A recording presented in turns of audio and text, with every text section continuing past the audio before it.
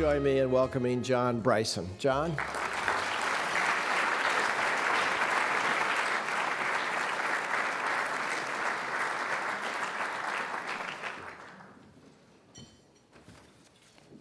Well, it's an enormous pleasure to be here to recognize Henry this evening.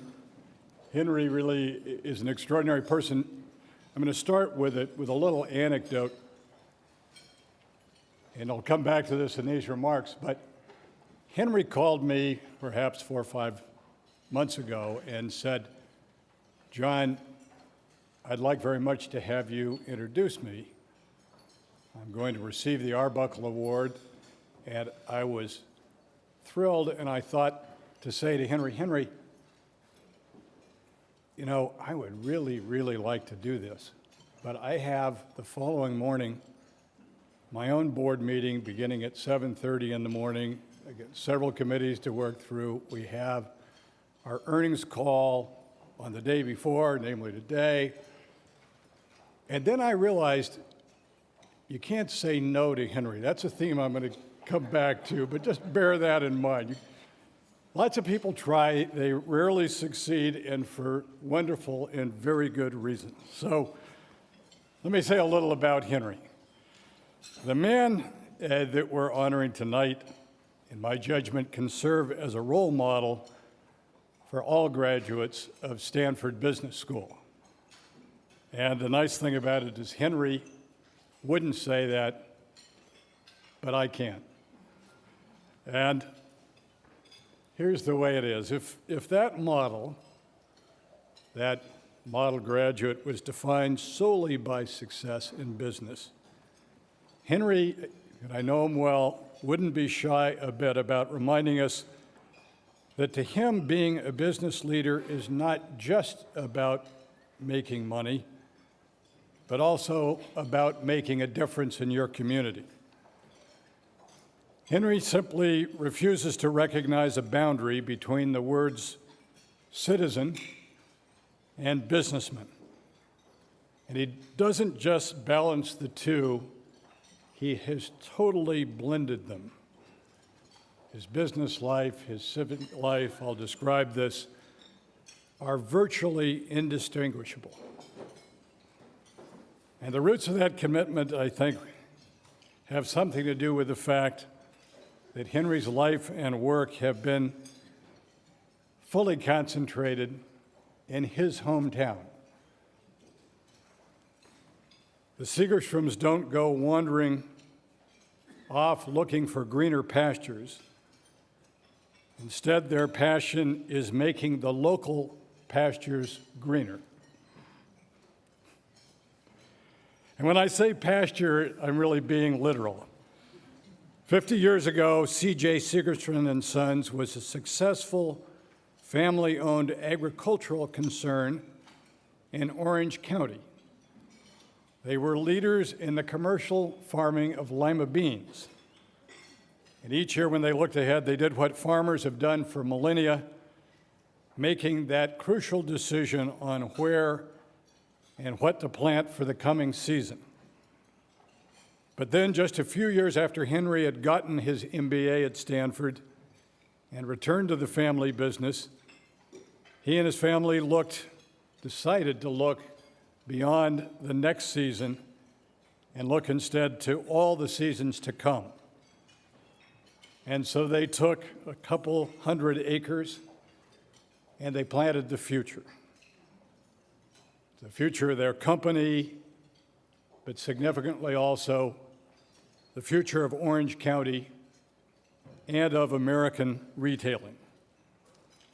So Henry's creation, his family's, but what Henry went home to and built, South Coast Plaza. I asked myself whether people in Northern California would know of South Coast Plaza. I think so.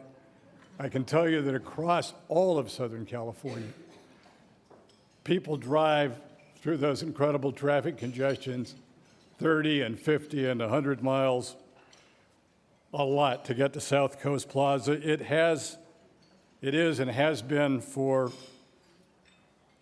I'm pretty sure this is right, more than the past 2 decades, the highest revenue producing planned retailing center in the United States.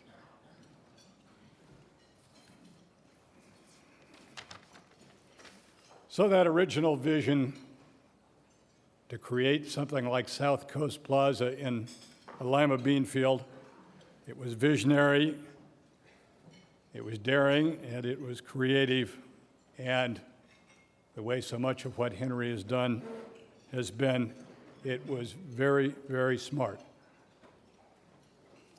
I was privileged to see all those qualities on display during my part, a meaningful part of the 20 years that Henry served on the boards of our company. So our largest subsidiary is Southern California Edison. Southern California Edison serves, among other things, Orange County. And Henry was only the second person from Orange County to serve on our board, but it is such an extraordinarily vibrant area. And I learned when I joined the company, and I lived here in Palo Alto, I'd been around Stanford, I lived in San Francisco. But when I moved to Southern California, I rapidly learned that Henry was Mr. Orange County. And I'll say more about that in these remarks.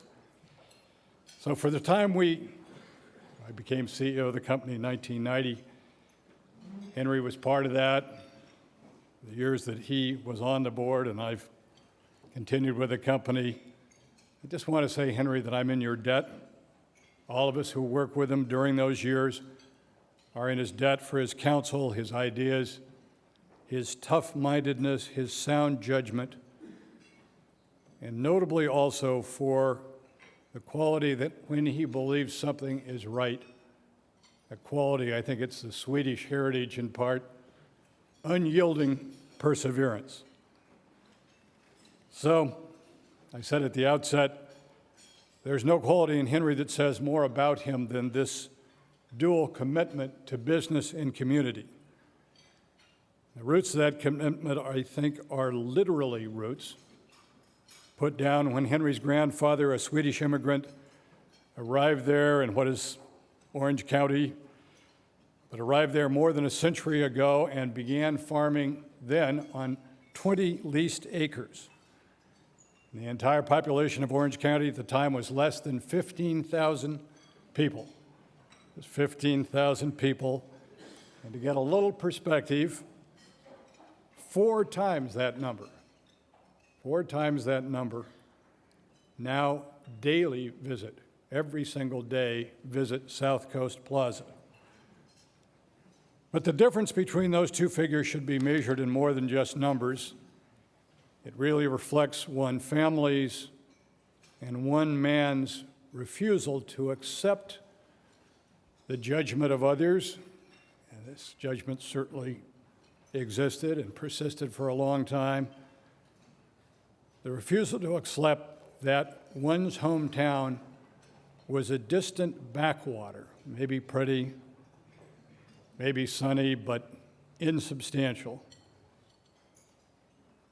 And there was that belief that that backwater could never become an economic powerhouse or a center of culture.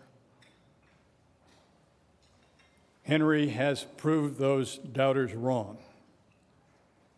More than any one person, and I've been a student of this, but more than any one person, I believe that he is the person, the single most significant person in making Orange County the substantially prominent financial and cultural center in its own right, distinct from Los Angeles, that it is today. So, there was South Coast Plaza, but I don't think you can separate in thinking about Henry's work and his family's work of South Coast Plaza without simultaneously talking about what else the Segerstroms did in that area, Costa Mesa, California, center of Orange County.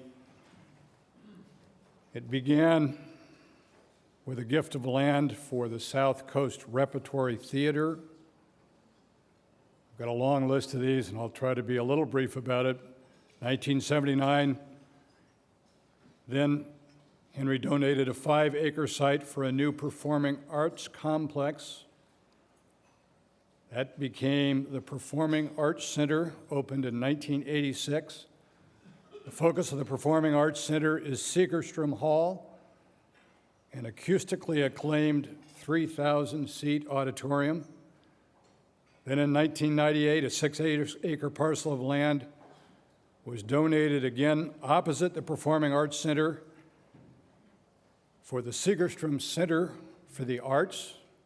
And then in 2000, a gift of $40 million was donated to the construction of a 2,000-seat concert hall. I've been privileged to be at the dedication of each of these. 2,000-seat concert hall, now known as the Renee and Henry Segerstrom Concert Hall. And all were given in the strong belief that arts are essential to enhancing the quality of life for generations to come.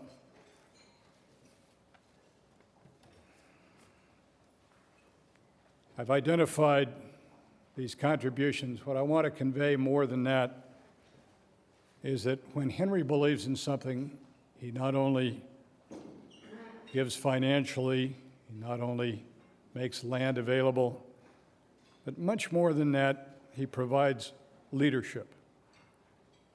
And it's leadership of a special kind. It's this leadership that just will not quit. So it's the point, it's one always ends up saying yes to Henry. Might as well learn that from the outset. There's no point in stalling around. Might as well just say yes. So I want to close with a little story about that. I heard a lot of these anecdotes my time in Southern California, but there was a time, of course, when South Coast Plaza had been founded and it was there in Orange County, but it wasn't of special distinction, not by the scale of California-wide or nationally significant centers. In his early days, Henry loved working with architects and perfecting the look and the feel of South Coast Plaza. But a related undertaking, and I think it was linked, was he was determined to create the greatest center. So he went looking for names, and one of them early on was Nordstrom's. I grew up in the Northwest. Nordstrom's was in the Northwest. The Nordstrom family had no intention whatsoever of going beyond the Northwest. They were very significant. That's where I went to get my shoes when I was a boy. Maybe Bob did too. It's the only place my mother would take me to buy a pair of shoes. I don't know how he did it, except I guess I've come to learn. But Henry talked to the Nordstroms, and then I think he talked to them again, and he talked to them again, and the story inevitably results, as you can imagine, in the Nordstroms. Their first store outside the Northwest was at South Coast Plaza. And then there are other similar stories. Tiffany's is a similar story. I guess what particularly pleases me about tonight is not just that this award is so justly earned by Henry, but tonight, all of us, all of you, have the opportunity to say again yes to Henry, but in an entirely different context. This is one Henry didn't ask for. Bob, you, all the people at the Stanford Business School came forth and said yes, and I will say simply that I cannot think of a more deserving recipient of this award. So thank you very much. Ladies and gentlemen, Henry Segerstrom.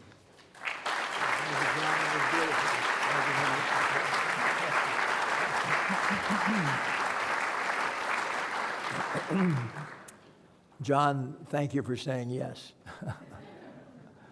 I've known John for a long time, and with the Southern California Edison Company, and there's no one that I have a higher regard for than John. His hardworking intelligence his integrity. He has led the Southern California Edison Company through some very tough times, and he's quite a remarkable person.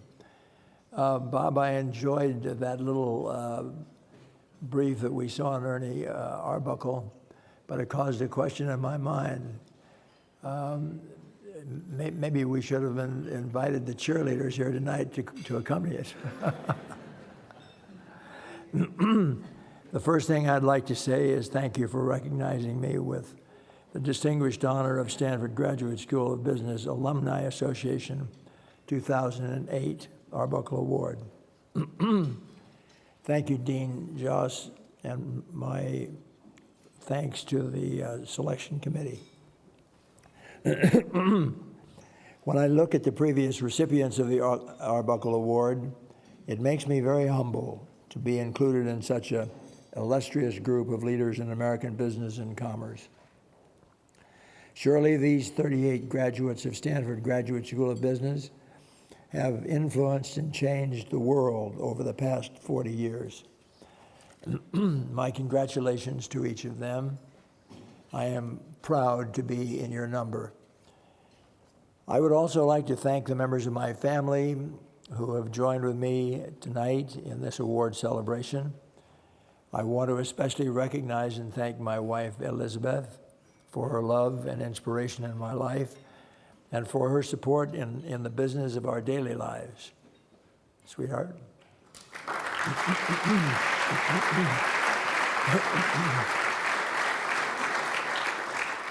Although her PhD is not in business, I can attest she is blessed with an essential good judgment of management.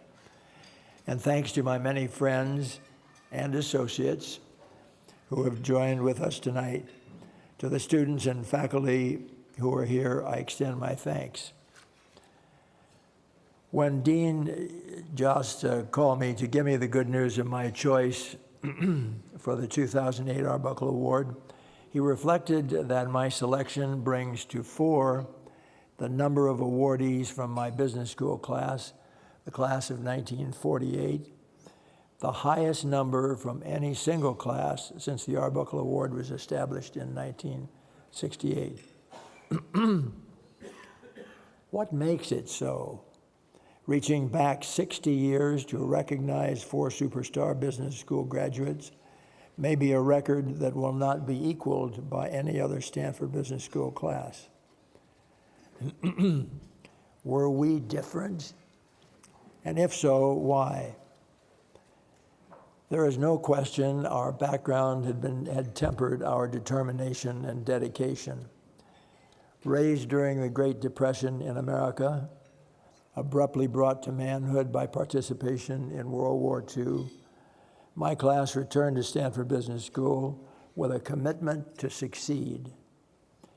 Trained in the military, the class of 1948 accepted disciplines of a business education and were hungry to learn its lessons. Many of the lessons we learned were not from the text.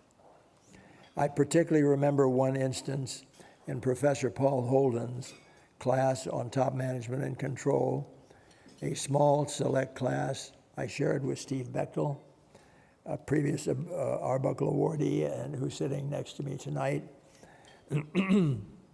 Professor Holden had arranged for us to meet with C.O.G. Miller, the San Francisco businessman who founded Pacific Gas and Electric, PG&E. As we were leaving our interview, Mr. Miller said, "Now, gentlemen, let me give you a lesson on why you should not always believe in forecasts. I'm going to chart the course of the sun for you. I begin the chart at daybreak and continue the graph until noon when I stop, and I tell you, now rely on the projection of the graph." He taught us a good lesson. Challenge assumptions. Challenge assumptions. He made his point, and that may have been the beginning of my learning to think outside the box. The Graduate School of Business was smaller then. Dean Hugh Jackson served as dean for 25 years from the founding of the school by Herbert Hoover. One of my favorite professors was E.K. Strong, a psychologist who had developed the vocational guidance test for the United States Army draftees in World War I. He had developed a simple formula for success in marketing.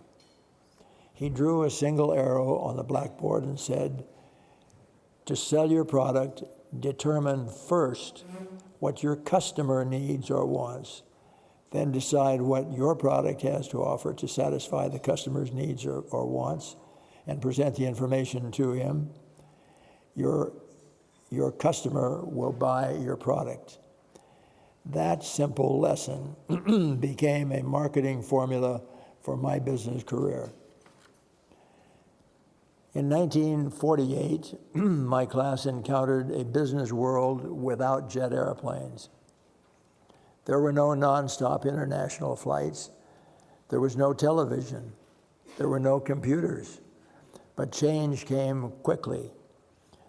In 1958, I participated in a Stanford University alumni meeting in Los Angeles and attended a lecture by Ernie Arbuckle on a computer-based system called Operations Research.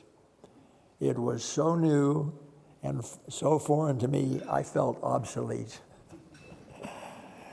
My first experiences at Stanford began in 1940 when I entered as a 17-year-old freshman student. The university was a peaceful, secluded environment reflecting America's isolation from the war raging in Eastern Europe. I have always felt fortunate to have enjoyed 3 undergraduate peacetime years on campus. Stanford was a way of life. Let the winds of freedom blow.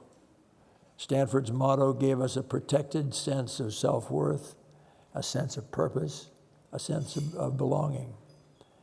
My years as an undergraduate on the farm made an indelible mark on my life. In recognition of potential future military service, I had signed up in Stanford's Reserve Officer Training Corps, ROTC, and was training in field artillery when Pearl Harbor occurred. Along with fellow classmates, I enlisted in the regular Army with the assurance we would be able to complete our undergraduate degrees. The need for young artillery officers became urgent, and in 1943, we were called to active duty and sent through basic training as enlisted men, and then sent to officer candidate training and deployed to combat in Europe in late 1944. Seriously wounded in combat against Hitler's SS troops while crossing the Rhine, I spent 2.5 years in the military hospitals in Menlo Park and Pasadena. I completed my BA and MBA while continuing to serve on active duty in the hospital.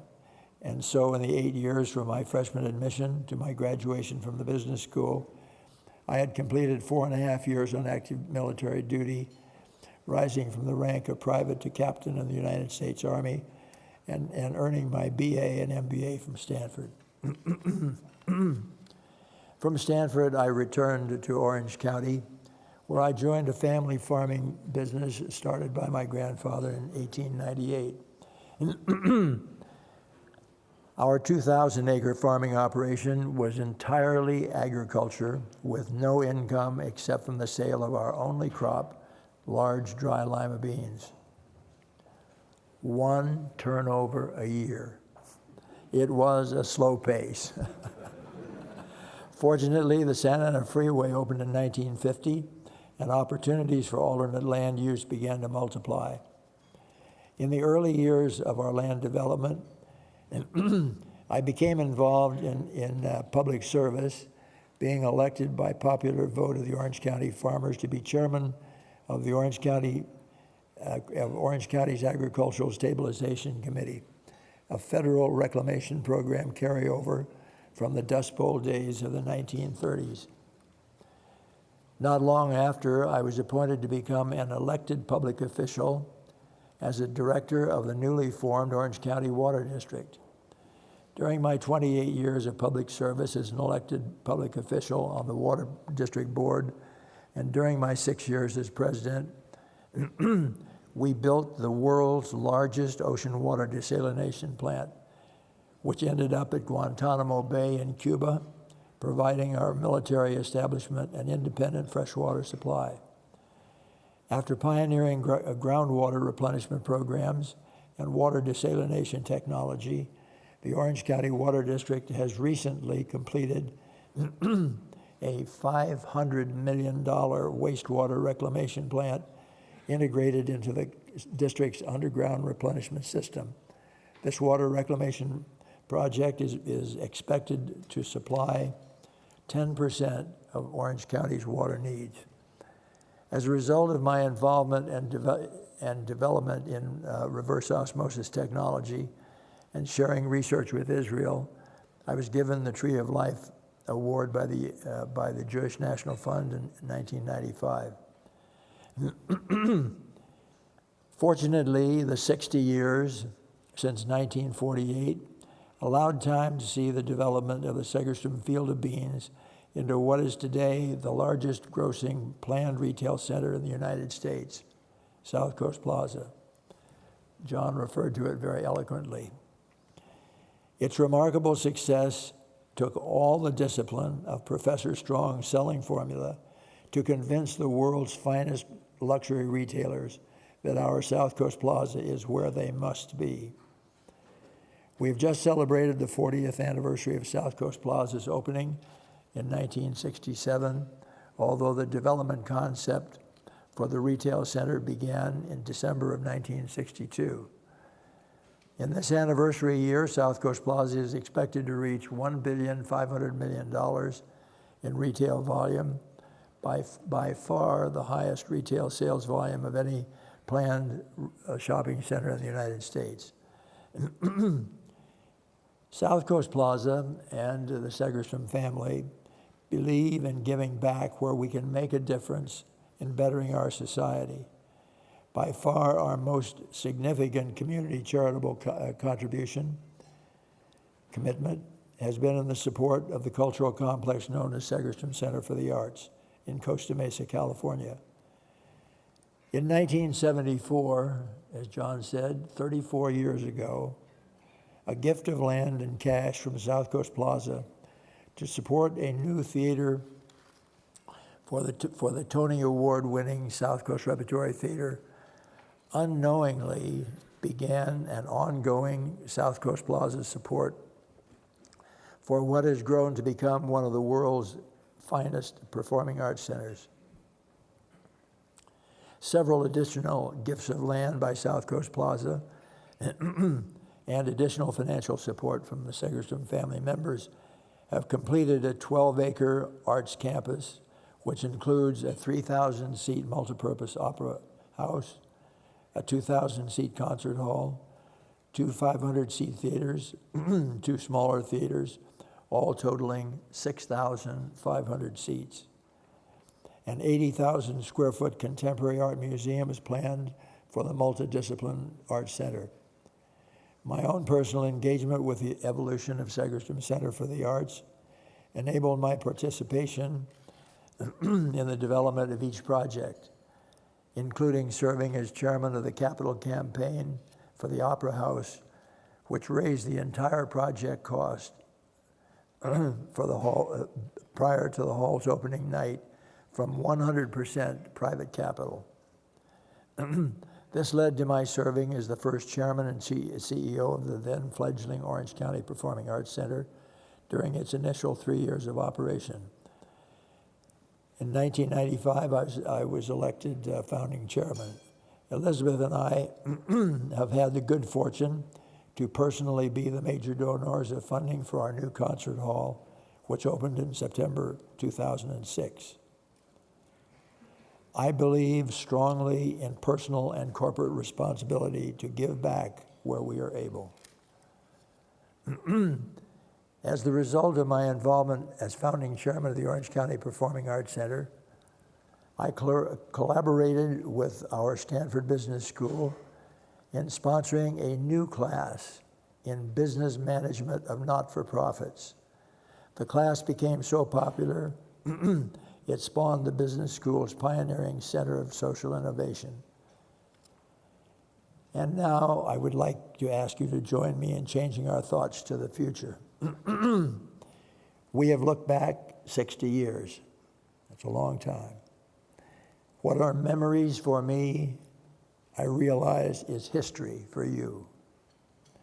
So let us together look forward a similar 60-year period to 2068 and ask ourselves, how can Stanford Graduate School of Business serve the future needs of our society?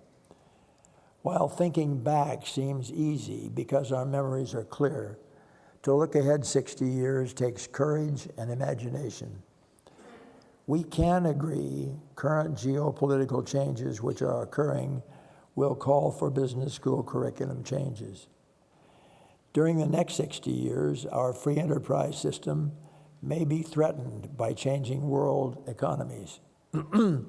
Certainly, America's strength may be less dominant, and sovereign funds' involvement in America's business and commerce from abroad may warrant responsive corporate governance and national policies. Profound geopolitical changes are coming within the next short 50 years. Our Graduate School of Business will change and adopt new solutions for new problems. To be prepared will require confidence and self-assurance. We will need independent thinking to innovate and create responses to these international challenges. It is for these reasons that I now go back to my first year at Stanford in 1940, when, as freshmen, we had a mandatory class in Western civilization, Western Civ as we called it. I would like to call upon my seniority, representing the 1948 class of the Stanford Business School, to offer the suggestion that a new course, public policy, be initiated and be made a mandatory one-year class for all first-year students. In the next 60 years, America will need to prepare responses to the challenges of powerful emerging world economies. We must train new national leadership in business as well as in government. Thinking and training only in domestic leadership will no longer be enough to serve our nation's needs. Thank you for allowing me to share these memories, projections, and thoughts with you. To be chosen to receive the Arbuckle Award is an honor I shall always treasure. Thank you.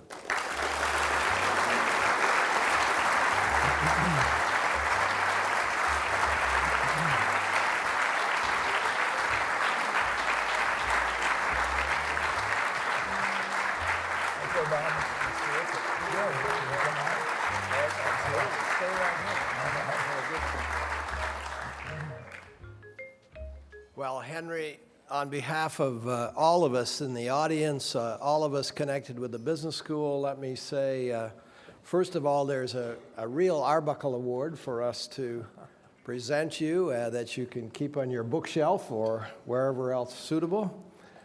And, but most of all, let me thank you for the person you have been in your time since Stanford, what that has represented in the community, and how that's enabled us to honor and recognize you, and thank you for allowing us to do that. You serve as a wonderful role model for our young people in school today, and a great source of pride for all of us. We bask in your reflected glory tonight and feel grateful that our school has a small part to play in all that you've accomplished and all that you are. So congratulations again, and thank you very much for such stirring remarks. Thank you.